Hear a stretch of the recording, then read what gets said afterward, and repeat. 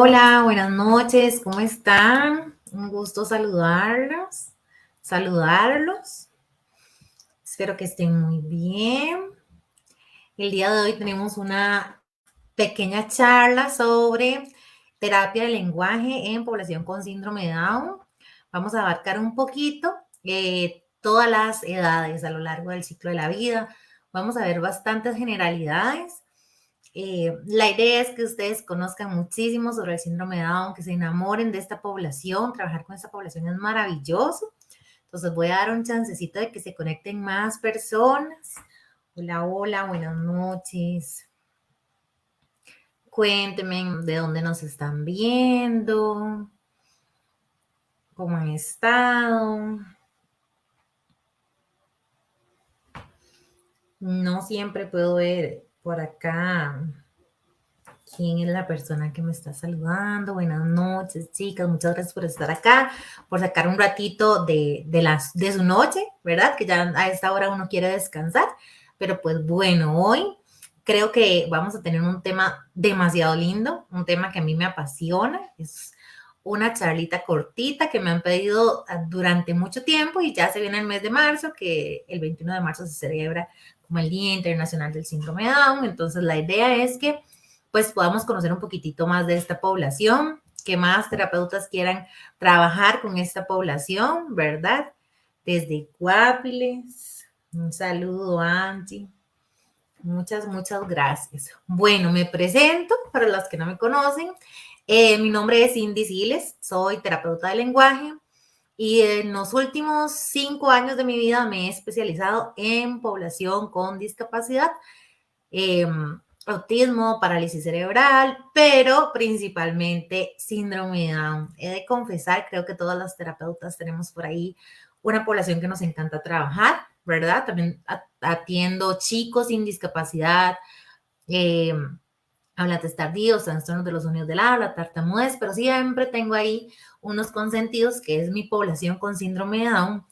Y afortunadamente me he podido capacitar en los últimos años en esta población y más afortunada soy pues de trabajar con ellos. Entonces tengo usuarios desde los 40 días de nacidos hasta adultos de 80, 60, 80 años. Trabajo en Olimpiadas Especiales Costa Rica, entonces tenemos una población bastante amplia de chicos con síndrome de Down. Yo estoy en el programa de atletas jóvenes, en donde atiendo a los chiquititos desde los 0 hasta los 7 años. Y también trabajo en la Fundación El Futuro de Todos, donde se atiende población joven adulto con síndrome de Down. Entonces, imagínense qué feliz que soy, qué feliz que paso mis días atendiendo pues esta población que amo locamente.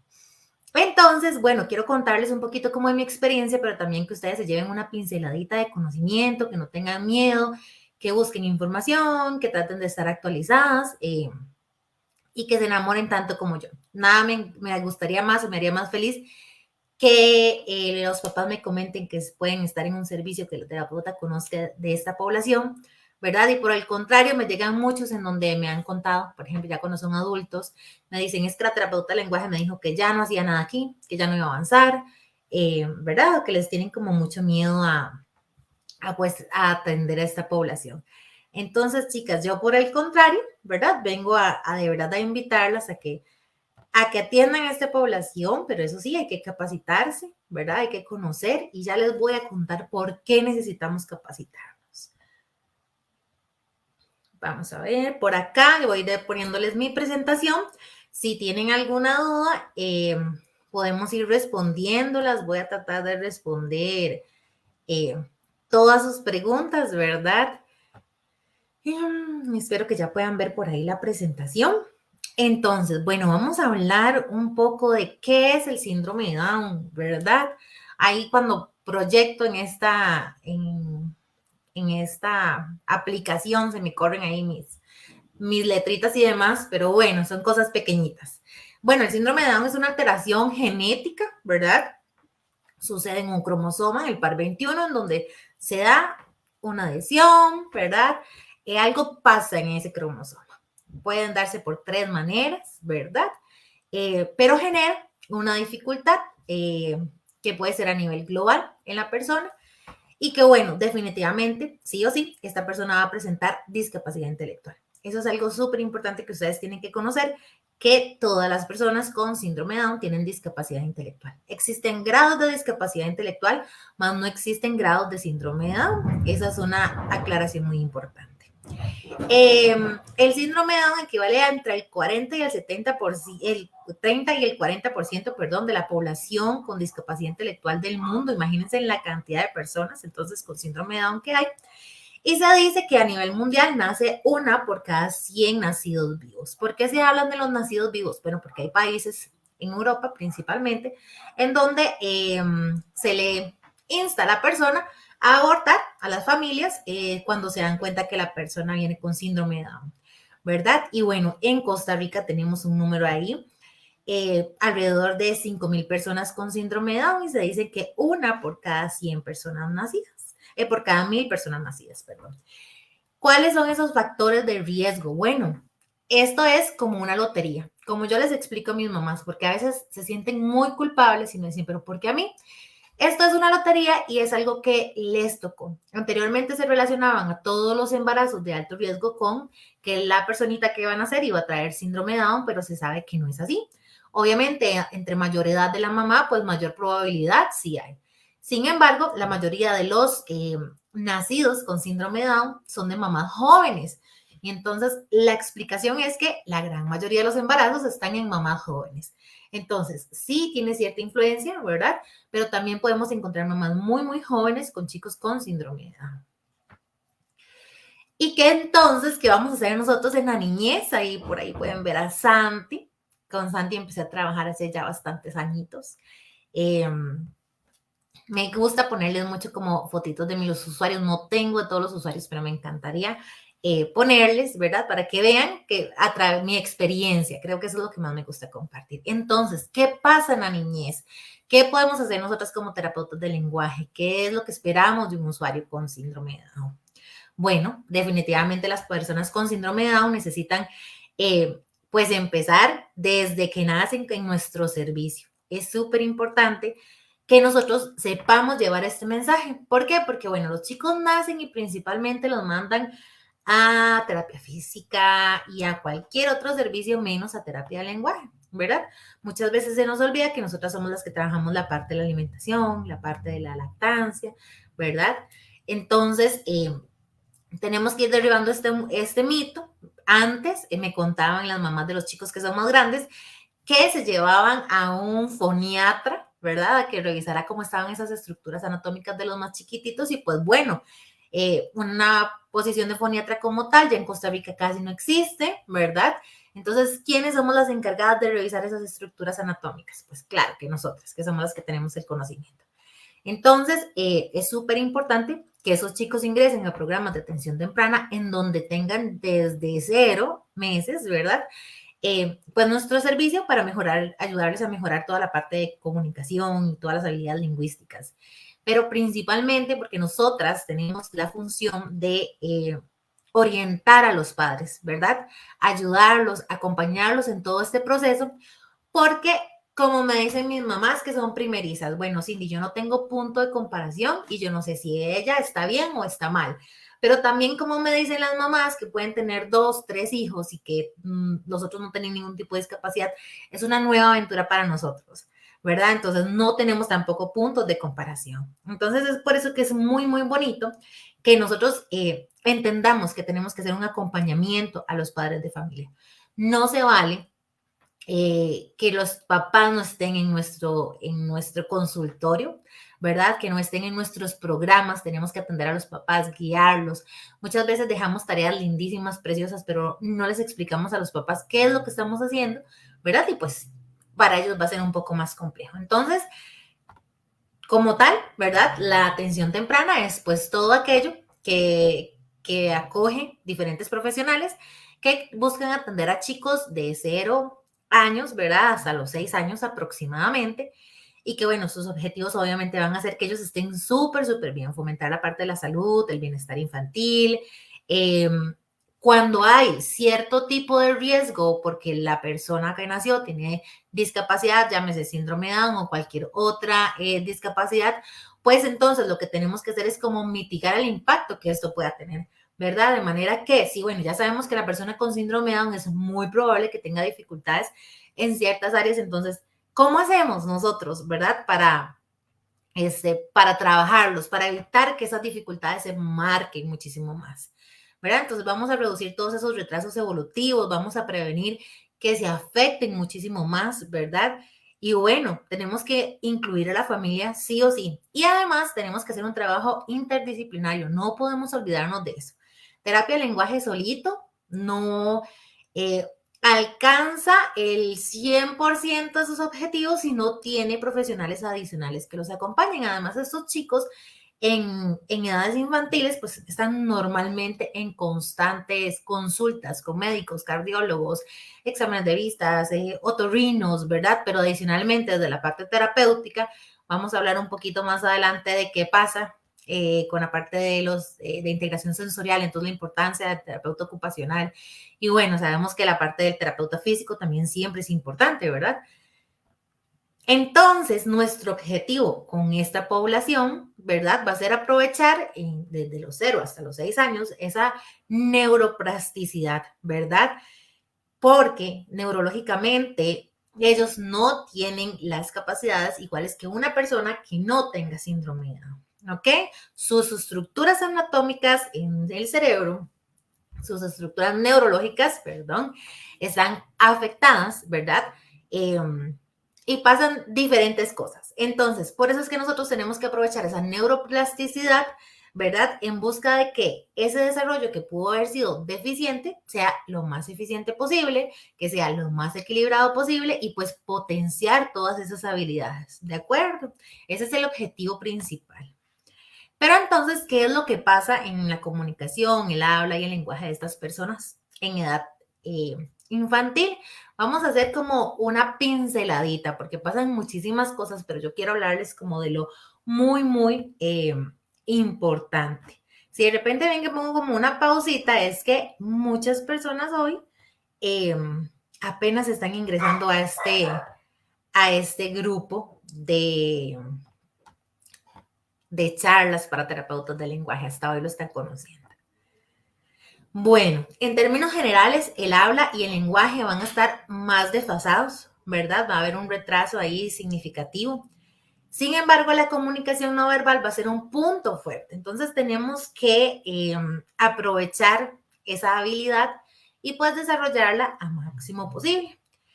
Otro punto fuerte va a ser el uso de gestos y más adelante vamos a ver por qué. El desarrollo del vocabulario se va a ir dando como más lento, pero es constante. No hay una pausa. Sigue a lo largo del ciclo de la vida. Oigan eso, qué interesante. Y después tenemos que su comprensión es mucho mejor que la expresión. A eso le llamamos una sincronía. Y esta sincronía lo que dice es que, bueno, todos nosotros, todos tenemos esa asincronía entre la comprensión y la expresión. Entonces, todos comprendemos muchísimo más de lo que expresamos, ¿verdad? Eso es lo que le pasa, por ejemplo, a nuestros papás cuando les estamos hablando en términos terapéuticos, ¿verdad? ¿Qué es comunicación? ¿Qué es lenguaje que se habla? Lo están comprendiendo, pero podría ser que ese vocabulario no es el que utilicen constantemente o no lo vayan a expresar de la misma manera que lo estamos haciendo nosotros.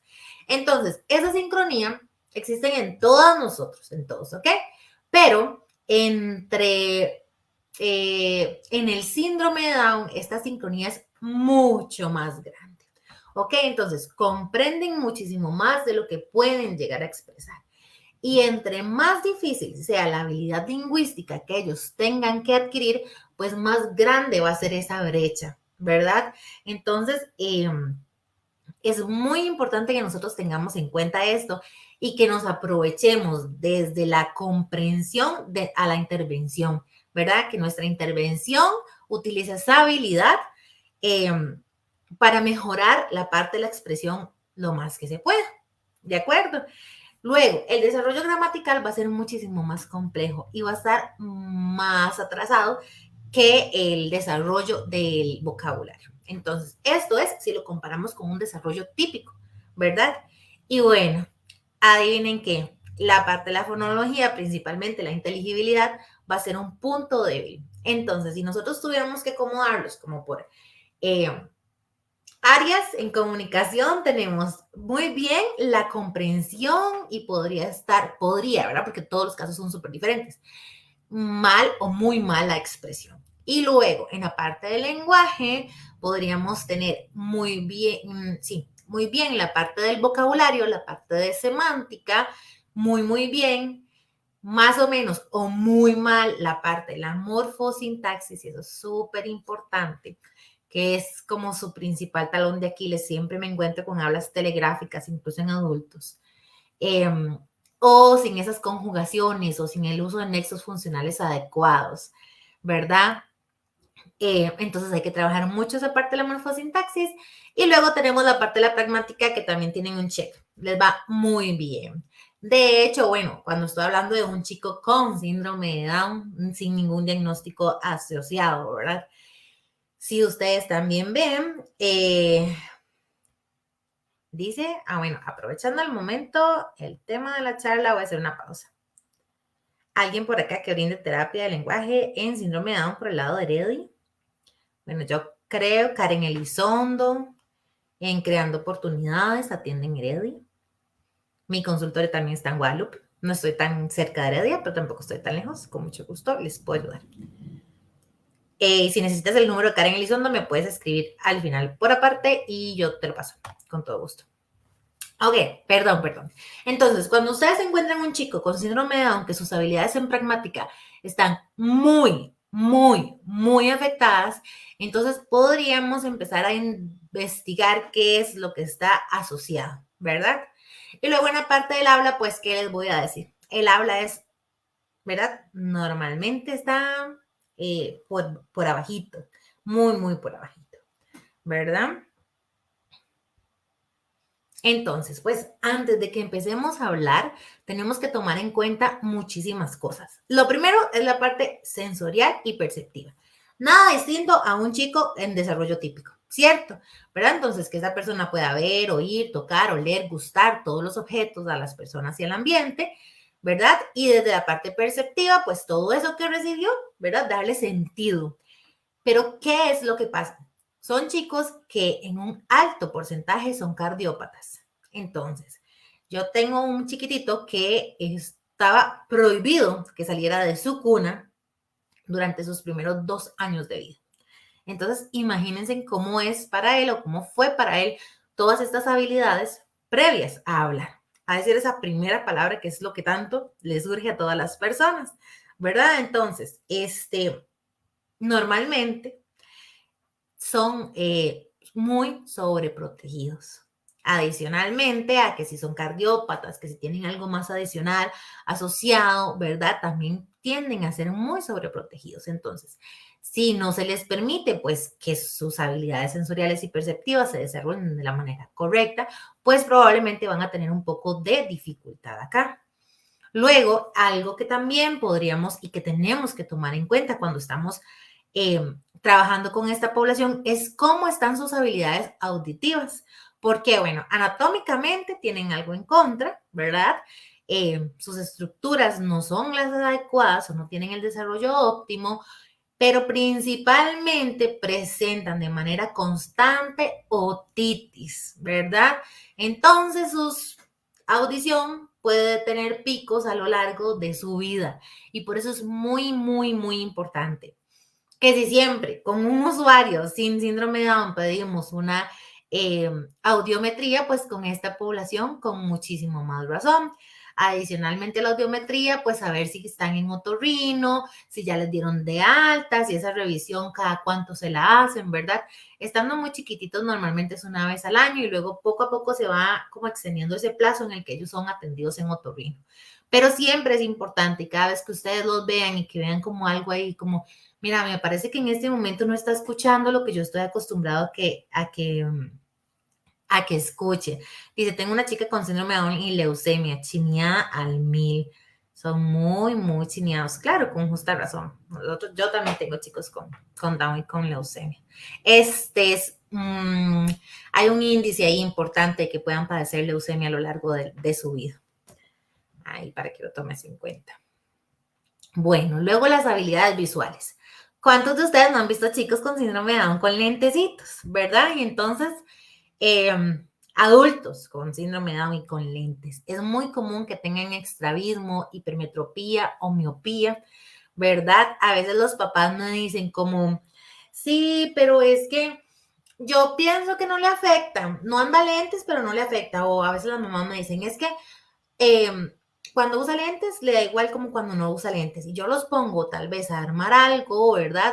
Dentro de las actividades y ustedes los ven que no pueden hacer bien las actividades, ¿verdad? No pueden encajar, no pueden alcanzarme con precisión muchas veces o están viendo las cosas muy, muy de cerca. Y bueno, se debe a esto, ¿verdad? Y obviamente, si tenemos dificultades visuales, podríamos tener dificultades desde la parte visoespacial, aunque también es una parte que es de sus áreas fuertes. Entonces, eso también lo vamos a aprovechar. Y las habilidades táctiles, pues bueno, explorar, tocar todo, se vuelve otra vez un reto, ¿verdad? Esas defensas andan bajas, entonces que no pueden tocar nada, que no se echen nada a la boca, que no exploren y demás. Pero adicionalmente podemos encontrarnos bastante población con síndrome de Down en donde encontramos hipo e hiperresponsividad.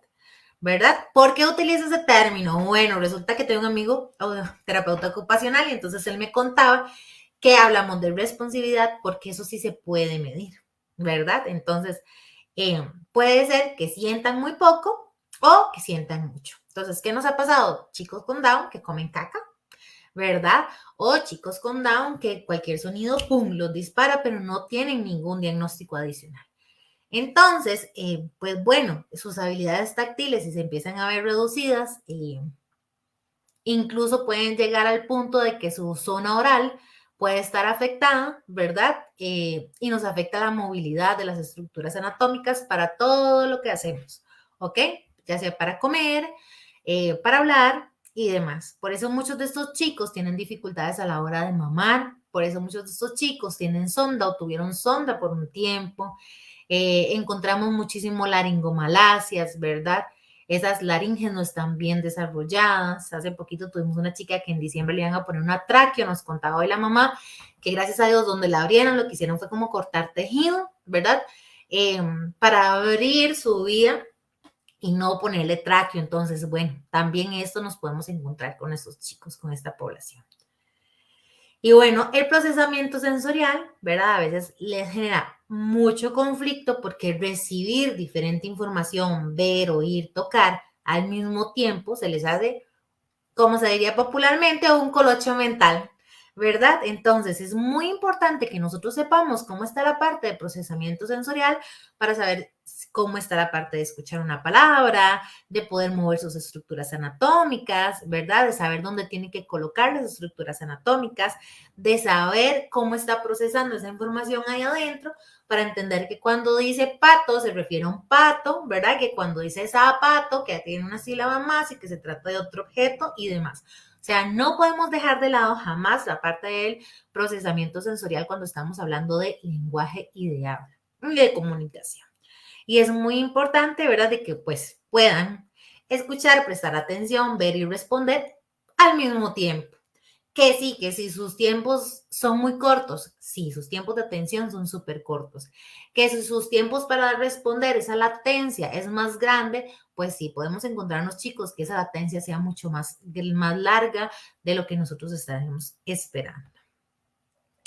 Y bueno, dentro de sus características físicas, no todos, pero hay un alto porcentaje de chicos que tienen una hipotonía generalizada y que incluso eso influye en las estructuras anatómicas del habla y pues en la dilución, ¿verdad? Ahora bien, hay diferentes estudios en donde se habla de que no existe algo que yo pueda medir de cuál es la fuerza y cuál es el tono adecuado para poder hablar, que son muy poquitos kilopascales para poder medir, para poder mover las estructuras y empezar a producir los sonidos del habla.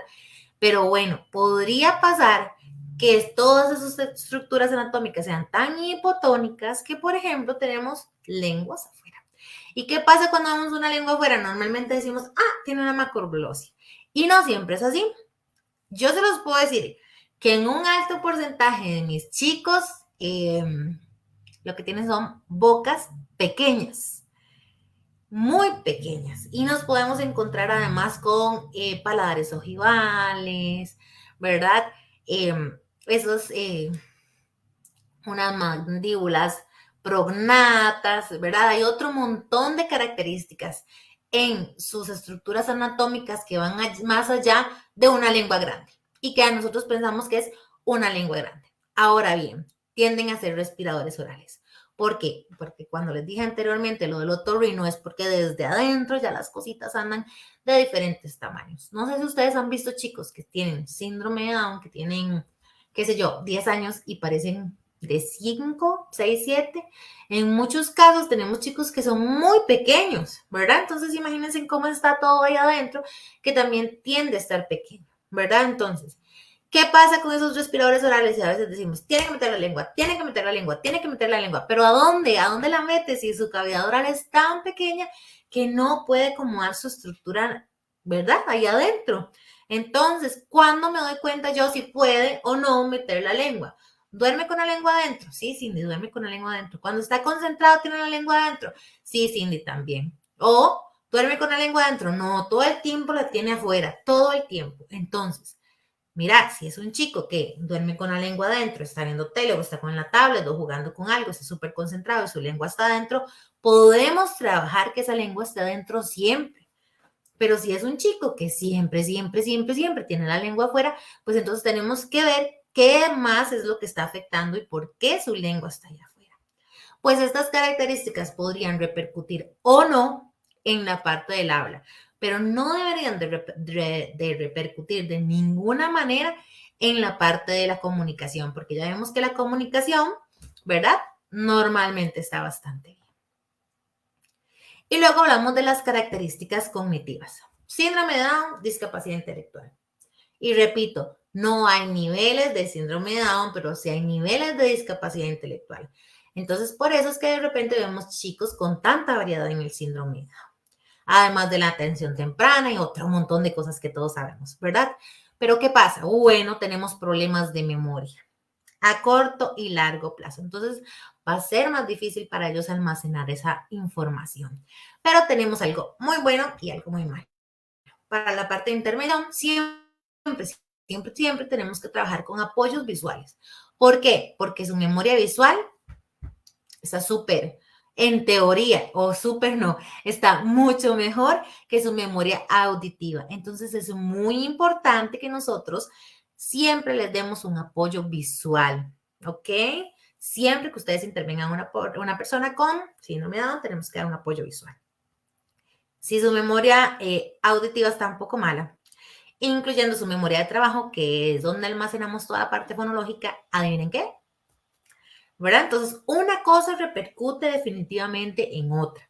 Entonces, vamos a tener dificultades en el habla, dificultades en el lenguaje, en recordar el vocabulario que yo me quería decir, en la palabra que era lo que yo quería decir, tenemos que dar más tiempo y demás, ¿verdad? También tienen dificultades en el pensamiento abstracto. Entonces, muchas veces cuando preguntamos absurdos, cuando preguntamos, ay, se me fue la palabra, esto de el zapato va en el pie y el gorro va en la, ¿cómo se llama eso? Alguien que me diga por ahí, que me sople, que se me fue el nombre. Eso también se vuelve muy complejo para ellos. Las bromas, a veces los chistes también se vuelven muy complejos para ellos, ¿verdad? Y bueno, como dice por ahí otra vez, tienen mejor analogías. Muchas gracias. Tienen mucho mejor la parte visual que la parte auditiva, que también se vuelve un poco más lenta. Y luego tenemos la atención conjunta. Entonces, para las que no saben qué es la atención conjunta, pues va a ser esa habilidad para coordinar la atención de uno con la del cuidador. Analogías. Muchísimas gracias. Eso, Wendy, también ve que he dicho que todas están aquí poniéndome atención. Muchas gracias. Entonces, la atención conjunta Normalmente no la vemos como tan afectada, pero sí es algo que es muy importante que nosotros tenemos que trabajar, porque va a ser una clave en la adquisición del vocabulario, en la adquisición del léxico, ¿verdad? Como yo, si un chico no tiene atención conjunta, le puedo dar material, le puedo dar un objeto y decirle el reloj, ¿verdad? Si él está en otro lado. Entonces es indispensable que nosotros pues trabajemos esto. Además, la atención conjunta nos permite un montón de cosas. Nos permite pedir, nos permite llamar la atención del otro y contarle experiencias y nos permite seguir la mirada de la otra persona y saber de qué está hablando. Entonces, ¿qué estamos trabajando ahí? Desde la atención conjunta, la parte de la pragmática también, ¿verdad? Entonces, ¿qué pasa con la población con síndrome de Down? Les dije anteriormente que tienen problemas de atención, pero así, pasa como dice mi jefa, pasa la mosca y ahí van, detrás de la mosca, ¿verdad? Entonces, esas dificultades de atención y de cambiar el foco de atención nos generan lo siguiente. Si nosotros estamos trabajando una cosa y ellos ya la conocen muy bien y la manejan muy bien, cambiársela de repente podría generarle una dificultad, porque cambiar ese foco de atención y sacarme de mi zona de confort me genera una dificultad muy, muy grande. Entonces es muy importante que nosotros podamos ir anticipándole también a esta población y que tengamos en cuenta que sus tiempos de atención son cortitos. Si ustedes los ven como muy metidos en una actividad, es porque están en su zona de confort en su gran mayoría. ¿Verdad? Entonces podemos dejarles un tiempo, pero también tenemos que ir cambiándoles la actividad. No podemos hacer terapias tan aburridas porque se nos van a ir, se nos van a perder. Entonces, todas estas características sensoriales, las físicas, las cognitivas y la parte de la atención, pues obviamente que repercuten en la parte de comunicación y en el desarrollo lingüístico, lo que va a generar es que ellos tengan ese desarrollo más lento que una persona con un desarrollo típico, ¿verdad? O normotípico. Y existe muchísima variabilidad entre un usuario con síndrome de Down y otro.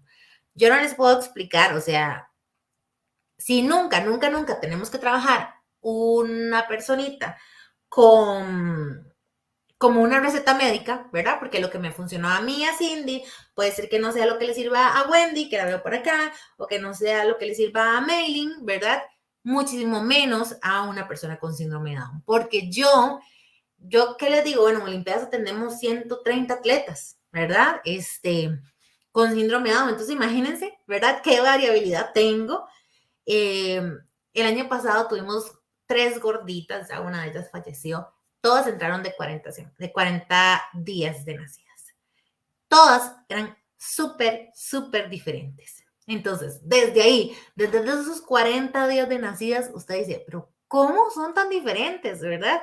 Entonces nosotros tenemos que centrarnos muchísimo en cuál es la necesidad del usuario, cómo es su familia, eso lo vamos a ver un poquito más adelante, porque para mí es importante que nosotros podamos meter a la familia en nuestro proceso, pero tenemos que saber que nunca ningún usuario con síndrome de Down va a ser igual a otro, ¿verdad?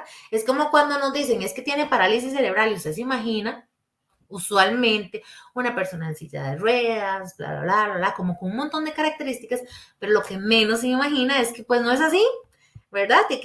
Que hay muchas cosas más, o sea, hay una diversidad en esta población bastante amplia.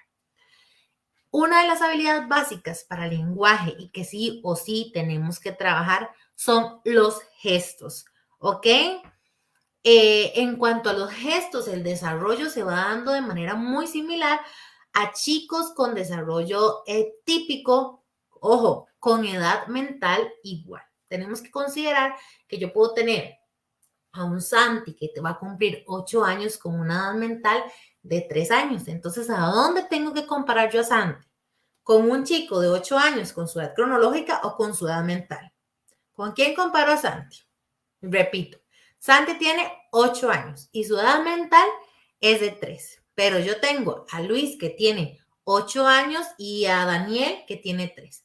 ¿Con quién puedo yo comparar? O sea, tenemos que comparar. Los hitos del desarrollo están ahí para eso, para también comparar y saber cómo van nuestros usuarios. ¿Con quién comparo yo a Santi? ¿Con el de 8, igual a su edad cronológica, o con el de 3, que es el de su edad mental? Muy bien. Por aquí ya me respondieron. Araya Arauz. Muchas gracias. Exacto, con el de su edad mental y no se nos puede olvidar eso, porque muchas veces pasamos, pues, ajá, eso, Carly, muy bien. Pasamos evaluaciones que estamos acostumbradas, ¿verdad? Que no existen, que quiero aclararles eso, solo existe una evaluación específicamente hecha para población con síndrome de Down, o sea, imagínense en eso. Pero entonces ustedes pueden utilizar las evaluaciones que ustedes conocen, pero busquen la edad mental del paciente y ahí pues hacen esa evaluación, ¿ok? Ahí me les adelanté un poquitillo. Pero bueno, entonces sí, exactamente, el desarrollo de los gestos va muy de la mano con el desarrollo típico, ¿verdad?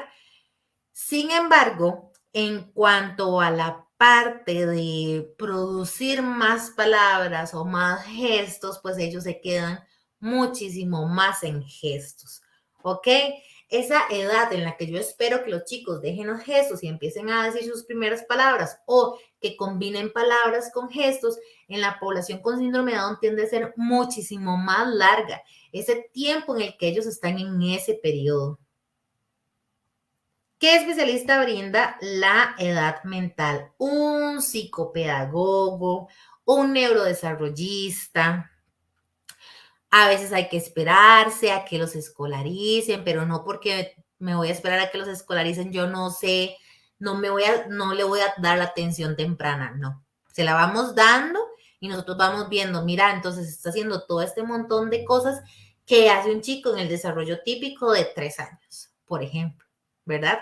Nosotros tenemos que conocer muy bien los hitos del desarrollo, las edades en las que se dan, tenemos que manejarlas para poder hacer comparaciones. Si los papás no tienen la edad mental, entonces nosotros cuando hablamos por primera vez con ellos les preguntamos cómo, y cuénteme cómo va su desarrollo, entonces vamos acercando las características a las edades, que puede calzar con su edad cronológica, así como puede que no calce con su edad cronológica, ¿ok? Entonces, bueno, se dice que el uso de señas me puede inclusive anticipar qué tal va a estar el lenguaje expresivo de este usuario. Entre más, estoy hablando de lenguaje expresivo, a nivel expresivo, no si habla, no le estoy hablando de lenguaje oral. Entre más señas use, pues mejor va a ser su lenguaje expresivo, ¿verdad? Y bueno, ustedes pueden buscar comunicación bimodal por ahí. Sería otra charla súper interesante y súper linda y un taller para darles de aprendamos señas y demás para cuando trabajamos con esta población. ¿Por qué? ¿Qué les dije? Su memoria auditiva y su memoria visual. Entonces, si apoyamos charlas, si apoyamos con señas, pues entonces vamos a tener un mejor desarrollo o probablemente un mejor desarrollo, ¿verdad? Entonces, es para que ustedes sepan que se pueden apoyar ahí. Ahora, les cuento una historia y que no es mentira. La cosa es que es una familia que yo le enseño al chico señas, las aprende así, súper rápido. La mamá lo deja donde sus abuelitos para que lo cuiden. Y bueno, resulta que llega Samu, que ahí lo vieron en una foto, más adelante creo que vuelve a salir. Y llega donde sus abuelitos y entonces empieza a pedir más comida y más comida, comida y entonces comida. Y la abuelita nada, nada, nada. Al punto de que este amigo se estaba muriendo de hambre porque la mamá se lo olvidó, no le pudo dar de almorzar, se lo olvidó decirle a la abuelita y se vomita. Entonces, cuando ya se vomita, llaman a la mamá y entonces, es que me está haciendo una señal rara y yo no le entiendo qué es lo que me está pidiendo.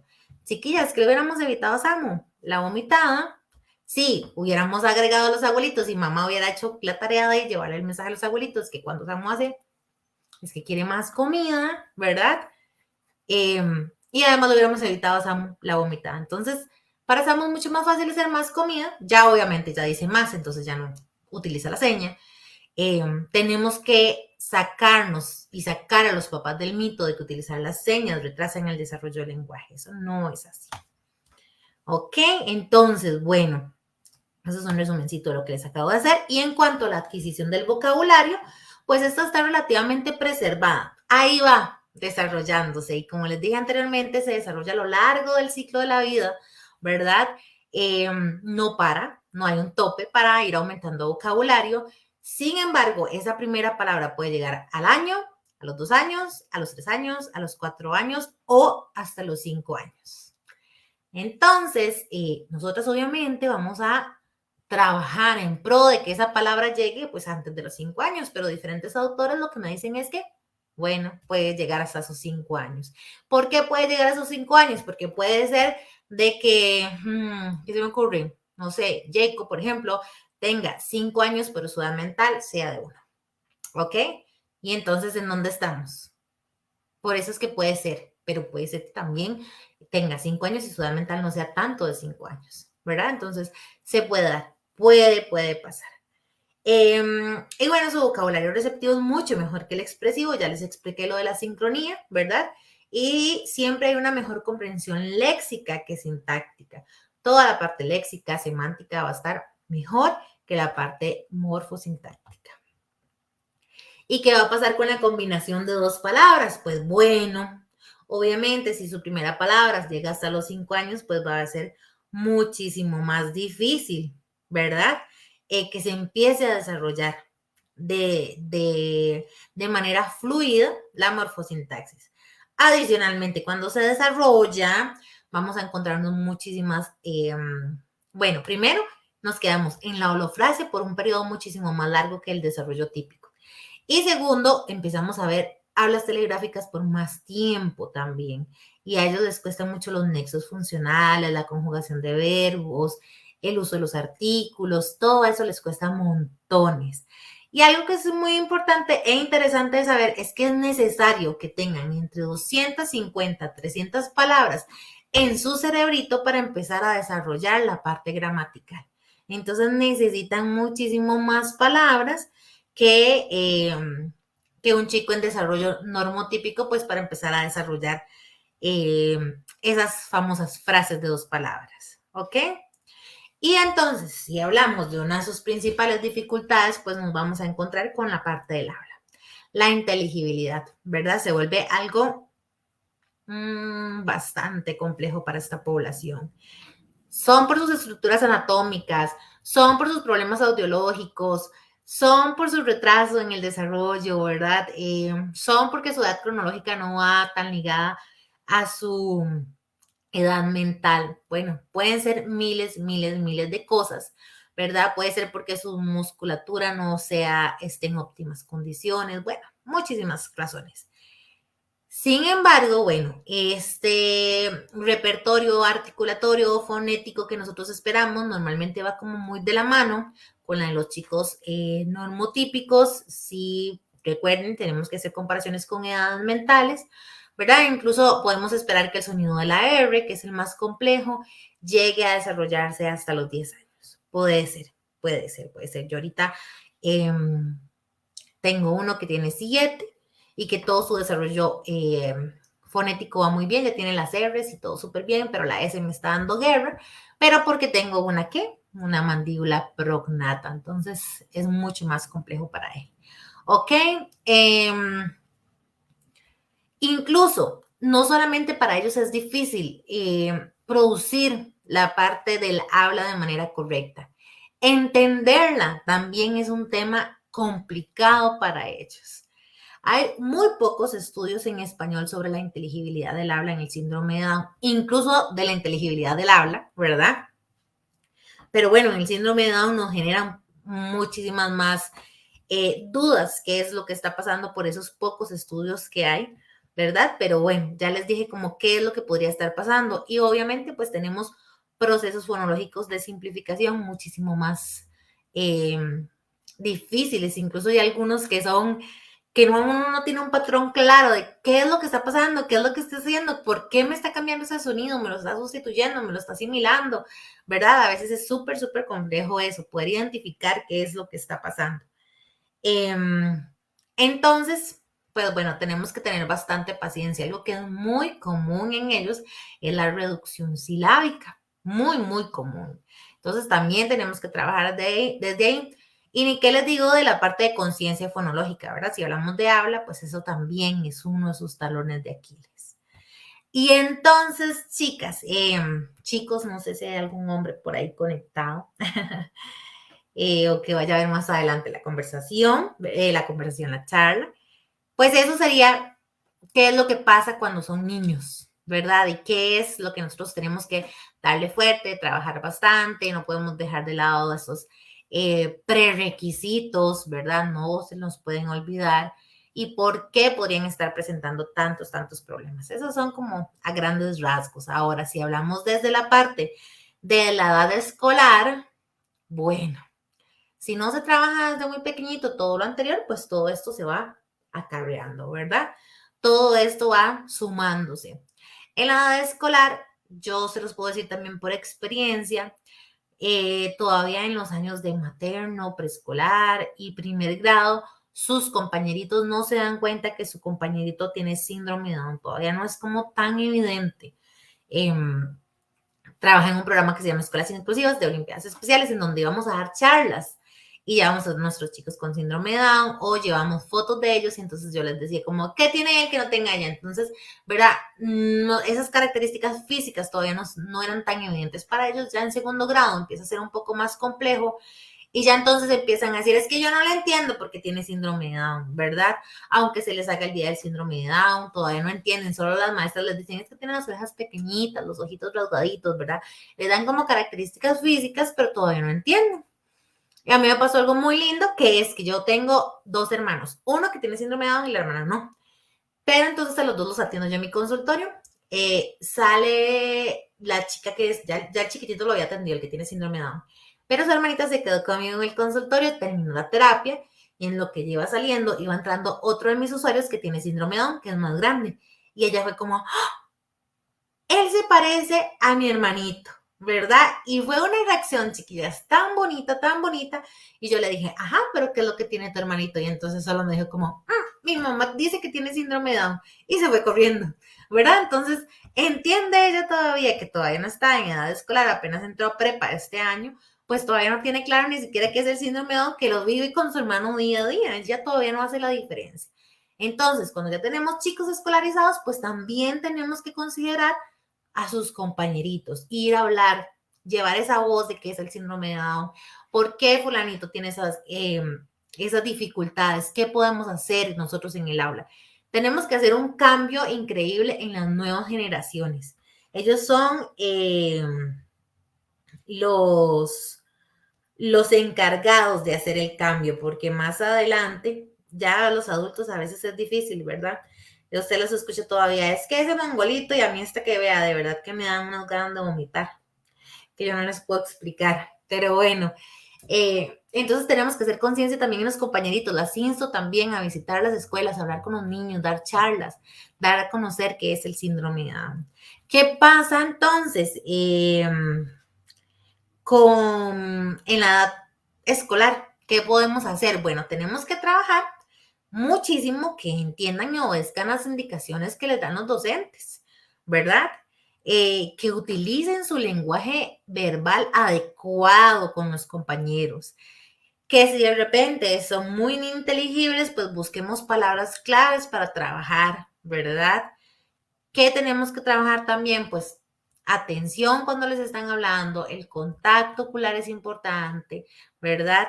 Que tengan capacidad de escuchar y de entender. Y también ahí tenemos que sensibilizar a los docentes, porque puede ser de que Juan esté ahí sentado y ajá, sí, ajá, sí, ajá, sí. Y cuando le preguntan a Juan qué es lo que tiene que hacer, ¿verdad? Y además los chicos con Down tienden muchísimo a imitar a sus compañeros, pero si todos se vuelven, sacan el cuaderno del bulto y lo ponen ahí en la mesa, entonces él también lo va a hacer. Pero ¿qué pasa el día que no hayan compañeros o que sus compañeros no lo hagan? Entonces también tenemos que trabajar eso, ¿verdad? Comprender y seguir las rutinas de las clases. Las rutinas son muy importantes para ellos, tenemos que darles estructura. Entre más rutinas les demos, más fácil va a ser la comprensión, ¿verdad? Que participe con sus compañeros de la vida diaria, de los recreos, de comer, que puedan hacer exposiciones igual que todos los demás, que puedan responder a las preguntas, ¿verdad? Porque a veces simplemente les hablamos y es como, y cuando se le hace una pregunta no puede responder. Entonces, todas estas cosas, si nosotros las trabajamos desde antes de que lleguen a la escuela, pues su parte académica va a ser muchísimo más exitosa, ¿verdad? Pero también que ellos puedan compartir la información, que puedan comentar qué es lo que está pasando. A mí me ha pasado con una chica que su mamá me dice, es que me la van pasando de año y me la pasan de año, pero yo no veo que ella comprenda lo que está leyendo. Entonces, ahora qué está pasando, que les enseñan a través del método fonológico. Si ellos tienen dificultades de la parte fonológica, entonces va a ser muchísimo más difícil aprender. Muchas de nosotras, las que somos más grandecitas como yo, pues aprendimos a través de un método silábico que podría ser más sencillo. E incluso existe un método de lectura global que podría ser muchísimo más sencillo para los chicos con síndrome de Down. De hecho, se hizo pensado en los chicos con síndrome de Down. Entonces, si la docente conoce esta información, si los papás conocen esta información, pues podemos empoderar a nuestros chicos y que logren con éxito pues lo que nosotros necesitamos. Por ejemplo, esta chica que yo les digo a ustedes, sí, claro, iba leyendo, pero no iba entendiendo. Entonces, ¿qué optamos por? Iba haciendo las señas en el esco de las letras que ella iba leyendo. Entonces, por ejemplo, así como casa, casa. Y solamente le adoptamos algo, ¿verdad? Algo manual, pero además algo visual, más fácil para ella de comprender. Y ahora esta chiquitita pues puede leer muchísimo mejor, comprende lo que está leyendo, que es muy, muy importante, pues le fuimos dando las herramientas que ella necesitaba. Y entonces, ¿qué pasa en la adolescencia? ¿Verdad? Porque nuestro servicio normalmente se encuentra ubicado entre los más chiquititos y los niños en edad escolar, pero bueno, en adolescencia, como les dije antes, continúa el aprendizaje del lenguaje. No podemos dejar de o pensar que ya no va a desarrollar más lenguaje, ¿verdad? Y pues nuestra intervención tiene que ir junto con nadar. No podemos trabajar a adolescentes enseñándoles dibujitos o dándoles animalitos, porque no podemos intervenir a esta población joven adulto con el mismo material con el que intervenimos a los niños. Ok, entonces es un pictograma, todo bien, o una foto de un objeto real, no les demos dibujitos, de esos que tienen ojitos. Yo utilizo muchísimos con mis niños de los que tienen ojitos, ¿verdad? Pero ya cuando trabajo con jóvenes adultos, no, va una foto real, ¿verdad? Y aquí nosotros tenemos que tomar en cuenta que la adolescencia es esa edad en donde ellos necesitan socializar, necesitan hablar más. Entonces, ¿qué pasa si una frase de 5 palabras era tan telegráfica, ¿verdad? Que no se conjugaban bien esos verbos. De repente ahora quiero socializar y hacer una narración o contar algo, pues va a ser muchísimo más difícil para ellos. Entonces tenemos que seguirles dando las herramientas, incluso siendo adolescentes, ¿verdad? Y después, pues ahí tienen a mis chicos de la Fundación El Futuro de Todos, a excepción de Marian que está por acá. Son adultos, adultos con síndrome de Down. Vaya mi sorpresa que cuando yo llegué ahí a hacer mi práctica 3, ajá, y me fui para terminar mi universidad y regresé a trabajar. Y ahí estoy, gracias a Dios. Pero para mi sorpresa, muchos de ellos nunca en su vida habían recibido terapia de lenguaje. Nunca. Entonces, pues empezamos a trabajar, íbamos viendo avances y los papás sorprendidísimos porque decían, es que ¿cómo la terapia de lenguaje en adultos? No, para nada. Entonces, una de las cosas que realmente a mí me satisface muchísimo es eso, el haber podido ver que los papás tienen un cambio con respecto a lo que ellos saben de que es ahora terapia de lenguaje, lo que saben que podemos lograr nosotras en esta población, ¿verdad? Pero ¿qué pasa con ellos? ¿Qué tenemos que hacer? Bueno, además de adecuar nuestros planes, normalmente ya cuando ellos llegan a esta edad adulta, pues ya están acostumbrados a cierto lenguaje, ya ellos utilizan algunas mañas para poderse dar a entender, ¿verdad? Entonces tenemos que adaptar muchísimo nuestra intervención a muchísimo más, nuestra intervención a esas necesidades, ¿ok? A que si de repente para ellos, y todos los demás se mueren de risa porque saben qué es lo que significa, pues nosotros adoptar ese para ver qué es lo que está diciendo, qué es lo que quiere decir y cómo yo lo puedo adoptar, ¿verdad? Entonces, Cindy, pero ¿qué trabajo yo en un adulto con síndrome de Down? Lo mismo que usted trabajaría en un niño con síndrome de Down, de acuerdo a sus limitaciones en comunicación, lenguaje y habla, pero usted aquí su objetivo va a ser no solo adaptar, no, ¿cómo se los explico? con lo que tiene lo mejoramos, ¿ok? Para que sea funcional. Pero no podemos empezar de cero y pensar de que yo le voy a quitar, por ejemplo, a Joel unas mañas que él tenga, ¿verdad? O a Viviana mañas que tenga.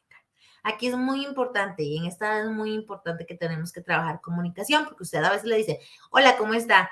Estoy muy bien, y no paran, no paran, no paran, no paran. La parte de la pragmática a veces también es muy importante, que ellos entiendan que hay un espacio, que podemos hacer cambios de tema, que podemos hablar de otras cosas, ¿verdad? Toda esa parte de la pragmática que de repente creemos que solo el uso del yo, la toma de turnos, las funciones de holiday, pragmática va muchísimo más allá y nosotros tenemos que ir muchísimo más allá con esta población, que entiendan también que no todo el mundo pueden andar abrazando, que entiendan también que todos necesitamos de repente nuestro espacio, que entiendan también que si yo les pregunto algo me tienen que responder específicamente de esto, ¿ok? Entonces eso también tenemos que trabajarlo en esa edad. ¿Y qué pasa con el envejecimiento? Pues bueno, dentro de todas ese convito de características que la persona con síndrome de Down trae, ¿verdad? Pues también está que hay un envejecimiento prematuro, una predisposición a padecer de Alzheimer, ¿verdad? Hay muchos estudios sobre eso, sí hay muchos estudios. Entonces, ¿qué tenemos que ir haciendo nosotros? Pues trabajando también la parte cognitiva, no podemos dejarla de lado, por supuesto. Y si ustedes ven que su usuario está envejeciendo de manera más rápida o que ese deterioro cognitivo va muchísimo más rápido y demás, pues entonces buscamos qué estrategias darles para que cuando llegue el momento en el que su habilidad se vaya a perder, pues no pierda la parte de comunicación, ¿verdad? Incluso instaurar un sistema de comunicación ahorita que todas las cosas están preservadas, ¿verdad? Y que se está apenas empezando a debilitar pues esas habilidades. Pero aquí también tenemos que trabajar con adultos con síndrome de Down. Gracias a Dios, su nivel de vida ha aumentado a lo largo de los años, ¿verdad? Ahora podemos decir que la gran mayoría pueden llegar a los 60 años. Yo tuve un usuario más grande que eso y lastimosamente falleció un 1 de enero por COVID, ¿verdad? Pero si no, él podría haber estado ahí. Eso sí, ya tenía Alzheimer. Entonces, pues empezamos a trabajar de alguna manera como nos enseñaron desde la parte neurodegenerativa, desde la parte del envejecimiento y demás, pero siempre tenemos que adaptarlos, tenemos que adaptarnos a sus necesidades. Tenemos que adaptar también aquí en el envejecimiento la parte de deglución, ¿verdad? Ya ahí es otro tema, otra área en donde también nosotros podemos trabajar. Y para mí, para ya ir finalizando, contarles un poquito de que la intervención, sí o sí, la tienen que centrar en la familia. Pueden buscar este documento, un enfoque de la discapacidad intelectual centrado en la familia. Nuestro trabajo no solamente es con nuestro usuario, el que tenemos al frente, necesitamos empoderar a esas familias, no importa la edad que ese usuario tenga, necesitamos decirle, hey, su hermano, su hijo, su sobrino puede necesitar de nuestros servicios, tiene una predisposición genética a envejecer más pronto, pero entonces nosotros necesitamos no asustarlos, pero sí empoderarlos, ¿verdad? Y pedirles a los papás que nos colaboren. Nuestras terapias y siempre son importantes, el trabajo en familia, pues acá muchísimo más. ¿Verdad? ¿Qué tenemos que hacer? Bueno, tomar en cuenta las condiciones de las familias. Tenemos que tomar en cuenta que muchos de esos usuarios no solamente asisten a nuestro servicio, que asisten a terapia ocupacional, que van a donde el cardiólogo, que van a donde el audiólogo, que van a terapia física, ¿verdad? Pues tenemos que tener en cuenta eso, cuáles son las capacidades que tiene esa familia, cuáles son esos recursos, las necesidades, en donde más los puedo apoyar. A mí me pasó con un chico que él tiene un diagnóstico dual, tiene Down y tiene TEA, y estaban yendo donde una profesional. La profesional es maravillosa, maravillosa. Yo no les puedo decir nada de ella porque es maravillosa en síndrome de Down. Pero ese chico tiene un diagnóstico dual, entonces empieza a hacer estereotipas y esta profesional lo que les dice es, párenle las manos. Él no puede mover las manos. Tienen que quitarle ese aleteo, ¿ok? Entonces, cuando los papás me cuentan, bueno, yo casi entro en una crisis y les digo, ok, vamos a ver. Él está haciendo eso porque necesita autorregularse. Entonces, ya les explico qué es la autorregulación, ¿verdad? Y los papás, entonces, no se lo quitamos. No, no se lo quitamos. Nosotros necesitamos empoderar a nuestros papás a ese punto de que cuando yo llegue a mi casa le voy a mandar un PDF de eso, usted se lo va a leer y se lo va a enseñar a la profesional o se lo guarda para usted y usted decide si se lo va a quitar. Bueno, entonces, hasta ese punto tenemos que. También otra cosa que es muy bonita, que me encanta a mí de la gran mayoría de las familias que conozco con síndrome de Down, es que entre ellas hay una tribu y se apoyan muchísimo. Entonces, si de repente ustedes ven una mamá que no tiene una tribu, que no tiene con quién conversar sobre, ay, mira, mi hijo hace esto, a cierta edad, ¿verdad? Porque las que somos mamás sabemos que nos encanta decir, es que mi hijo hacía tal cosa, ¿verdad? Pero no es eso, es ayudarle e integrarla, porque de repente los amigos se escasean, las familias se escasean, porque ustedes saben lo que implica tener una persona con discapacidad, o pueden imaginarlo, pueden vivirlo con sus familias dentro de sus hogares, ¿verdad? Entonces, unirlas a esas tribus, apoyarlas, no es imposible. Yo me acuerdo de una profesora de la universidad que me decía, ustedes no se pueden encariñar con los usuarios. Es imposible. Es imposible no encariñarse, es imposible no tener ese contacto con la familia, más con esta población, porque nosotros tenemos que trabajar muchísimo, darle ese apoyo, tenemos que sensibilizar. Las que fueron mis estudiantes en algún momento, que fui profesora de la U y que no continué ahí por un tema de horarios, saben muy bien que mi laboratorio fue eso, llevarles familias de chicos con discapacidad de diferentes edades para que se sensibilizaran, para que escucharan a las familias. No es lo mismo que yo les pueda estar hablando en este momento que lo que les pueden hablar mis mamás, de todas las edades, de todos los chicos. No es lo mismo escuchar a, por ejemplo, los papás de Marina, que escuchar a los papás de Samuel. Todos tienen historias diferentes y son súper bonitas, pero nosotros desde nuestra profesión tenemos que hacer un trabajo súper importante con las familias. Ahora entonces, para recomendarles algunos libritos, eso lo tomé de una página ahí, de un curso que llevé, ahí están los libros que ustedes pueden buscar para conocer un poquito más de síndrome de Down y que son bastante bonitos. Este libro de síndrome de Down, habilidades tempranas de comunicación, está a descarga gratis y les puede dar muchísima más información sobre esta charla que hoy pues bueno, era una pinceladita. ¿Por qué? Porque el próximo domingo 5 y 12 de marzo, pues ahí sí les voy a dar un curso sobre síndrome de Down a lo largo del ciclo de la vida, donde vamos a ver evaluaciones, donde vamos a ver la parte de intervención, ¿verdad? Son 10 horas aproximadamente. Las que han llevado cursos conmigo saben que yo no termino a la hora exacta, me encanta terminar, me encanta enseñar lo que sé, lo que la vida me ha permitido aprender. Entonces yo nunca tengo prisa para terminar, ¿ok? Son 10 horas aproximadamente de conocimiento que quiero compartirles. Lo voy a hacer por Zoom, el costo de 35,000 colones no queda grabado y la razón es que les voy a poner videos de mis usuarios porque sí, Cindy, qué lindas esas fotos, pero ¿será que Vivi nada más vino y modeló con Cindy y Santi tal vez, verdad? Pues no. Para mí es muy importante que ustedes conozcan a través de la experiencia. Vamos a ver generalidades, historia, teología, diagnóstico, prevalencia, fenotipo, qué pasa en esos cerebros. Para mí fue tan rico cuando llevé un curso y me explicaron qué pasaba en ese cerebro, cómo es la anatomía de ese cerebro. Nadie me lo había explicado nunca, jamás.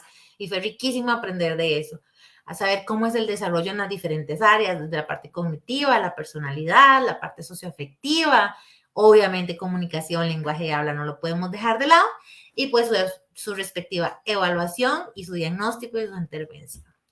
Y adicionalmente de eso, chiquillas y chiquillos, contarles que también las personas que lleven el curso pueden ir a hacer práctica a la Fundación El Futuro de Todos, en donde, eso sí es un costo adicional al del curso, son 5,000 colones, ustedes pueden ir, qué sé yo, usted me dice, Cindy, voy a estar aquí durante un mes, entonces pueden estar ahí durante ese mes o quieren estar más tiempo, pues no pasa nada, no tienen que pagar otros 5,000 colones, pero esos 5,000 colones los vamos se los van a pagar directamente a la fundación. Yo no tengo nada que ver ahí. Mi idea de este curso, pues también es ayudarlos a ellos, apoyarlos con el tema de recolección de dinero, ¿verdad? Para que pues sigan apoyando a esos jóvenes adultos con síndrome de Down. Adicionalmente, y otra cosa que no tiene ningún costo, no solamente que me sigan en mis redes sociales, Terapia Lenguaje Picos, en Instagram, en Facebook, también tenemos un grupo ahí donde yo comparto las charlas, cursos, trabajos. Si quieren estar en ese grupo, me pueden escribir al 6058-8969. Si no encuentran mis redes sociales también. Pues adicionalmente a eso también, no solamente de mis redes sociales, pues contarles que en Olimpiadas Especiales ustedes también pueden hacer un voluntariado en donde estamos martes, miércoles o jueves y pueden acompañarnos a dar terapias a chicos con síndrome de Down, discapacidad intelectual, parálisis cerebral, autismo y otros diagnósticos que todos están asociados con discapacidad intelectual. Eso es totalmente gratis, eso es desde Olimpiadas. Y bueno, hay chicas que han tenido la experiencia conmigo desde el año pasado y este año ya están diciendo como, ¿cuándo va a empezar? Ya yo quiero volver a ir, porque es muy bonito. Atendemos población de todas las edades, entonces también es muy, muy bonito. Chicas, ¿alguna consulta, algo más en lo que yo les pueda contar, algo más en lo que yo les pueda servir? Cuéntenme por ahí qué les pareció la charla, les gustó, les gusta este tema, qué tema quieren que traigamos, qué profesionales quieren que invitemos. Ya a partir de este mes, de febrero, ya voy a traer a más gente para que vuelva a dar las charlas. El año pasado estuvimos como más activos, ese fue un poquito más difícil. Pero voy a intentar en marzo ya traerles un nuevo profesional. El precio del curso es de 35,000 colones. Son 2 domingos, el 5 y el 12 de marzo, son 10 horas aproximadamente. Se les da certificado de asistencia, se les da material complementario. Me encantó, muchas gracias por compartir su conocimiento.